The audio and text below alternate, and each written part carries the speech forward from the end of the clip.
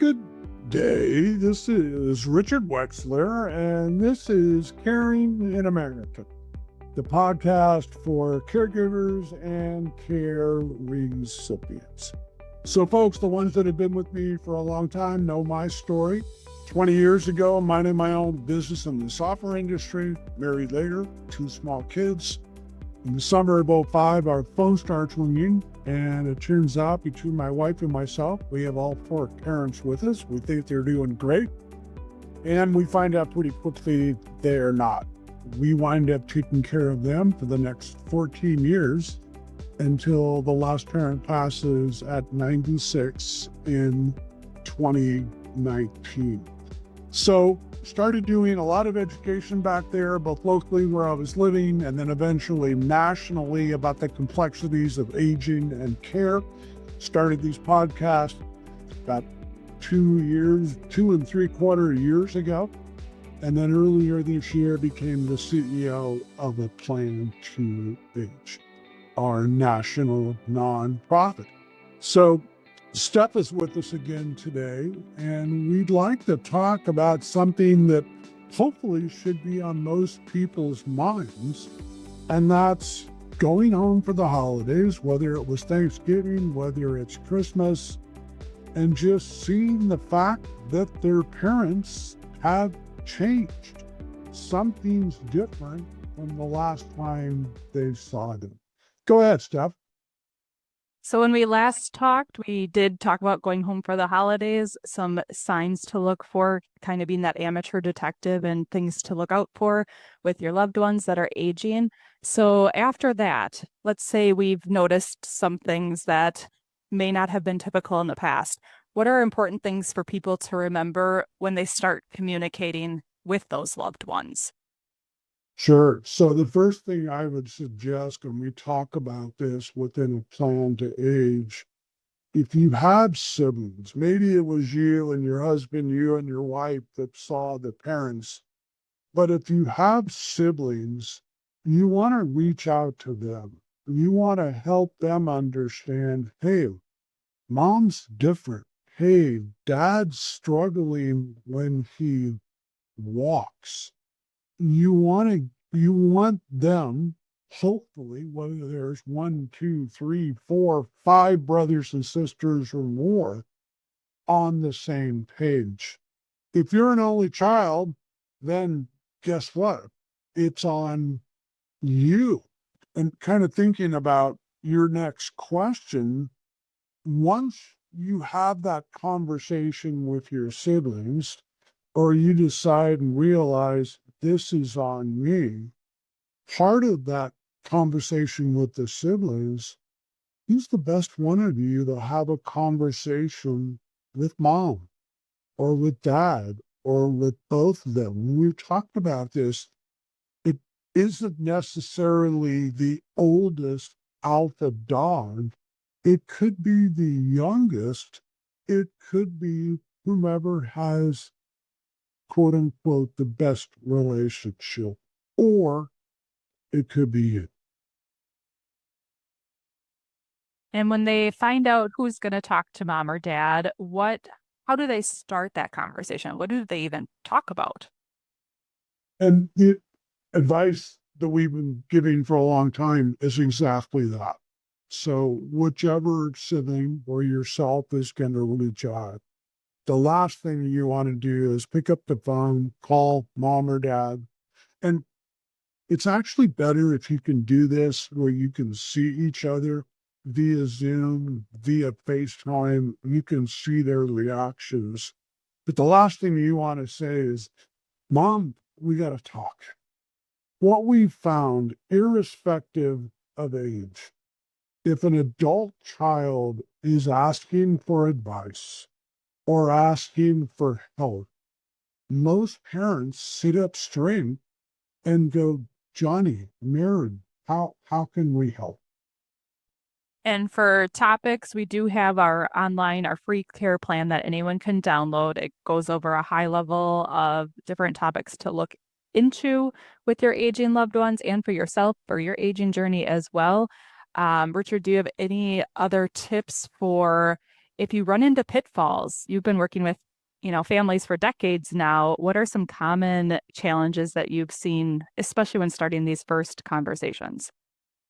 Yeah, and what happens a lot, mom or dad, based on age, based on their cognition, may go, Johnny, Mary, we're fine.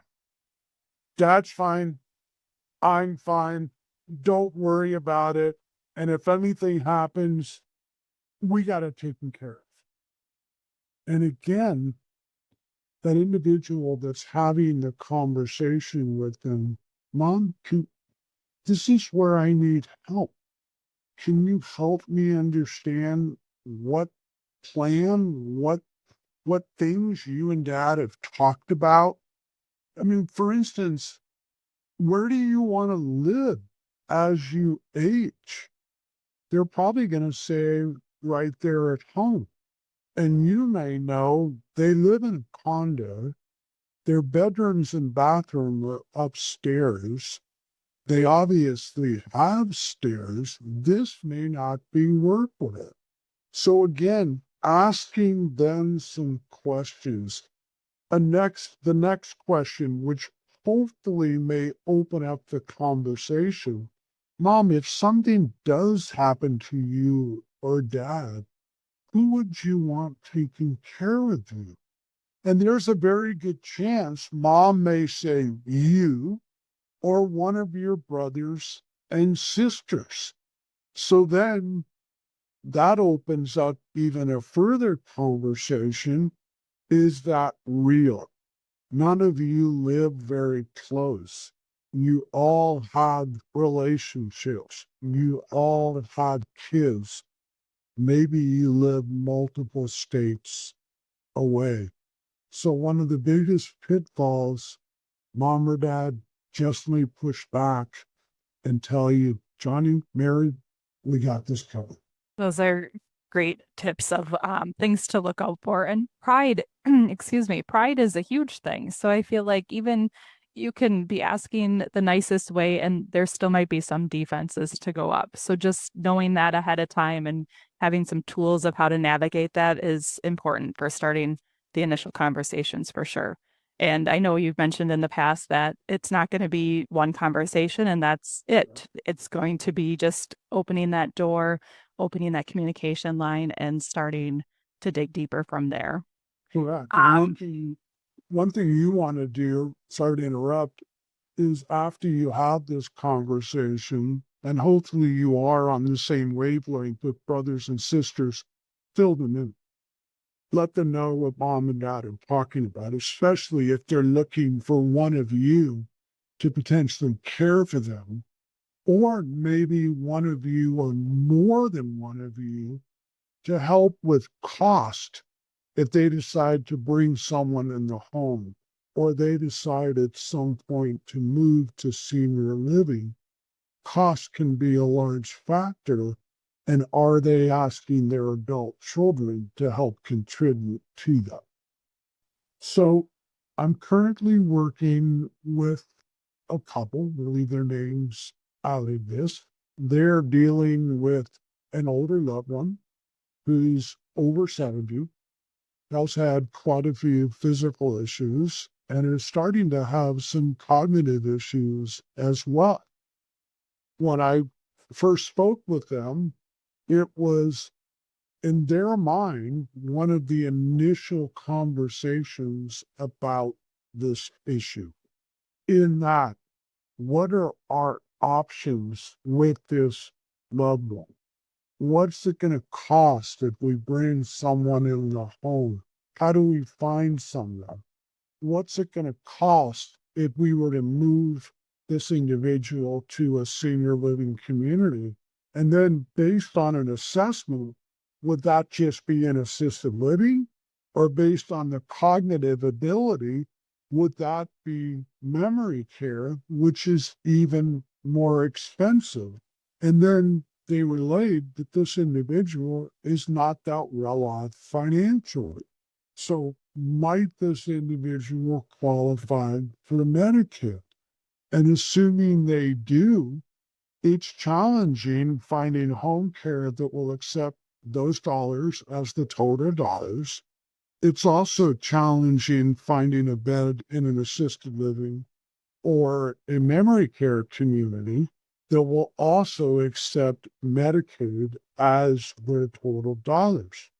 One of the other options we talked about, do they have to move where that loved one is to take care of that person?